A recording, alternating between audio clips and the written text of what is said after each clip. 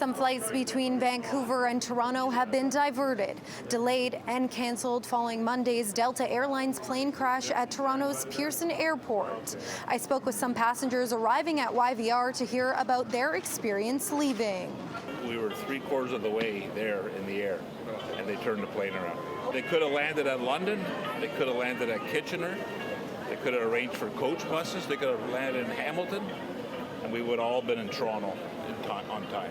Even if we were a couple hours later, what's the alternative? Coming back here now and every flight's booked? We were on the way to Toronto, and from Vancouver to Toronto, flight was diverted about halfway through, sent back to Vancouver, and now we're just waiting in line and hopes to get on a flight back home. We found out in midair. Halfway to Toronto, and then they rerouted us back here for some reason. Yeah. Not Montreal, not Ottawa.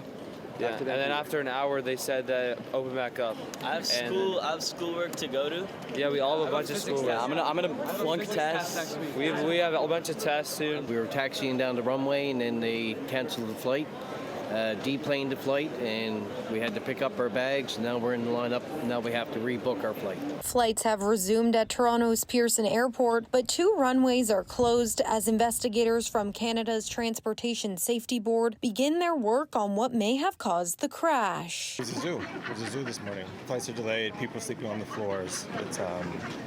It's chaotic. While many flights in and out of Toronto were still delayed Tuesday morning, most were back on schedule by the afternoon. It was kind of like, oh gosh, but it was okay. I didn't like the wind or anything wasn't around, so it wasn't too nerve-wracking. Officials at YVR say travelers flying to Toronto should check the status of their flight before coming to the airport. The Pearson crash was not the only issue disrupting flights out of YVR over the long weekend. Severe winter weather in eastern Canada also caused cancellations and delays. In Richmond, Lauren Stallone, City News.